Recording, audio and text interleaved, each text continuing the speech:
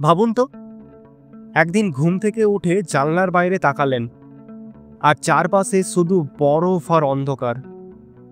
সূর্য অনেক অনেক দূরে, একটা ক্ষুদ্র বিন্দুর মতো দেখায়। হ্যাঁ, আপনি তখন পৃথিবীতে না, আপনি আছেন প্লুটোতে। কিন্তু প্রশ্ন হচ্ছে, যদি মানুষ প্লুটোতে বসবাস করত, কি হতো তখন? বাঁচতে পারতাম তো, নাকি জমে বরফ হয়ে যেতাম প্রথম দিনেই? এই ভিডিওটা ঠিক সেই রহস্য নিয়েই। একটা এমন জায়গায় মানুষ বাঁচার চেষ্টা করলে কি কি চরম পরিস্থিতির মুখোমুখি হতে হতো। আর হ্যাঁ, শেষ পর্যন্ত থাকুন, কারণ একটা চমকপ্রদ টুইস্ট অপেক্ষা করছে। চ্যাপ্টার 1, প্লুটো, এক ভয়ঙ্কর স্বপ্ন। প্লুটো সৌরজগতের প্রান্তে থাকা একটা বামন গ্রহ। সূর্য থেকে দূরত্ব প্রায় 5.9 বিলিয়ন কিলোমিটার। তাপমাত্রা -228°C। হ্যাঁ, ঠিক শুনেছেন, এত ঠান্ডা যে আপনার শ্বাস জমে বরফ হয়ে যাবে। তার উপর দিনের আলো। একটা পূর্ণ দিনের জন্য প্লুটোকে নিজের অক্ষে একবার ঘুরতে লাগে 6.4 পৃথিবীর দিন, আর একটা পূর্ণ বছর হতে লাগে 248 পৃথিবীর বছর। মানে আপনি যদি প্লুটোতে জন্মান, আপনি আপনার জন্মদিন দেখতে পারবেন না প্রায় 2 শতাব্দী পর্যন্ত। ভাবতে পারছেন, জন্মদিন না থাকলে কেক কেটে কি লাভ? আর বলি শুনুন, আপনার শরীরের মধ্যে থাকা রক্ত ওই তাপমাত্রায় জমে যাবে মাত্র কয়েক সেকেন্ডেই। চ্যাপ্টার 2, কিভাবে বাঁচত মানুষ প্লুটোতে। ধরুন, মানুষ কোনোভাবে প্রযুক্তি দিয়ে প্লুটোতে বসবাসের ব্যবস্থা করল। প্রথম চ্যালেঞ্জ, তাপমাত্রা। একটা আন্ডারগ্রাউন্ড হিটেড কলোনি বানাতে হবে। কমপক্ষে -20°C তাপমাত্রা বজায় রাখতে লাগবে বেঁচে থাকার জন্য। দ্বিতীয় সমস্যা, অক্সিজেন ও বাতাস।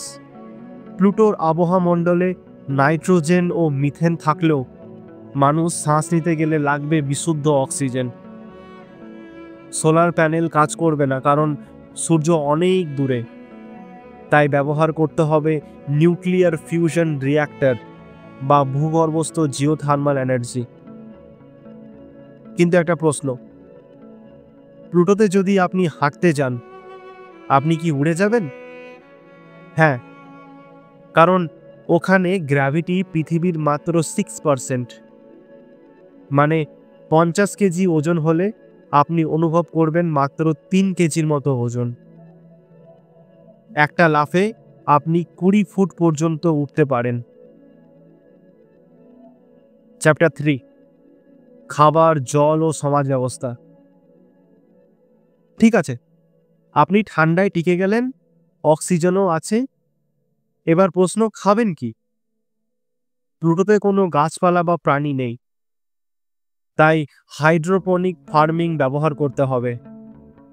জলবায়ু নিয়ন্ত্রিত করে ঘরে পানি ছাড়া চাষবাস করতে হবে। পানি? প্লুটোতে বরফ আকারে রয়েছে প্রচুর, আর সেই বরফকে গলাতে প্রচুর এনার্জি লাগবে। আর জানেন কি, প্লুটোর পৃষ্ঠে বরফ শুধু পানি না, নাইট্রোজেন ও বরফও রয়েছে। ভুল করে খেয়ে ফেললে আপনার পাকস্থলী ফেটে যাবে গ্যাসে। আর একটা মারাত্মক সমস্যা, রেডিয়েশন। প্লুটোর কোনো চৌম্বকীয় বলয় নেই, তাই সৌর বিকিরণ সরাসরি আঘাত করবে। এর ফলে ক্যান্সার হওয়ার সম্ভাবনা অনেক অনেক বেশি। চ্যাপ্টার 4, প্লুটোতে সমাজ গঠনের চেষ্টা। এবার চিন্তা করুন, একটা ছোট্ট কমিউনিটি তৈরি হয়েছে। মানুষদের বসবাস, কাজ, স্কুল, হাসপাতাল সবকিছুই একটা গুহার ভেতরে বা গম্বুজের নিচে। বাইরে বেরোনো মানেই স্পেস স্যুট পরে এক্সপ্লোরেশন। সৌরজগতের সবচেয়ে নিঃসঙ্গ জায়গা, কোনো সূর্যালোক নেই, দিন আর রাতের মাঝে তেমন তফাৎ নেই, মানসিক অবসাদ, আইসোলেশন, এইসব মানসিক চাপেও মানুষ কিভাবে বাঁচবে? কিন্তু ধরুন একদিন প্লুটোর ভিতরে খনিজ খননের সময় আপনি একটা অজানা বস্তু খুঁজে পেলেন, এলিয়েন প্রযুক্তি, তখন কি হবে? আপনি কি সেটা সক্রিয় করবেন, নাকি সরকারের কাছে জমা দেবেন, নাকি আপনি নিজেই একদিন সৌরজগতের রাজা হয়ে উঠবেন? প্লুটোতে মানুষ যদি বসবাস করত, সেটা হতো বিজ্ঞানের ইতিহাসের সবথেকে সাহসী ও বিপজ্জনক অভিযান। এইখানে বেঁচে থাকার প্রতিটা মুহূর্ত মানেই একটা যুদ্ধ। কিন্তু আপনি কি এই চ্যালেঞ্জ নিতে পারতেন? আপনি কি এমন অন্ধকার, ঠান্ডা আর নিঃসঙ্গ জায়গায় পুরো জীবন কাটাতে পারতেন? নাকি আপনি বলতেন, পৃথিবী ঠিক আছে, প্লিজ আর কোথাও যেও না? আপনি যদি এমনই আরও চমকপ্রদ কল্পনার ভেতরে ডুব দিতে চান, তাহলে এক্ষুনি দেখে ফেলুন, যদি চাঁদ একদিন হঠাৎ উধাও হয়ে যেত, তাহলে কি হবে? ভিডিওটার লিঙ্ক ডেসক্রিপশনে দেওয়া আছে। আর হ্যাঁ, লাইক, কমেন্ট আর সাবস্ক্রাইব করতে ভুলবেন না। আপনার একটা লাইক আমার পরবর্তী হোয়াট ইফ ভিডিওর জ্বালানি। দেখা হবে পরের ভিডিওতে, ততক্ষণের জন্য stay curious and say what if.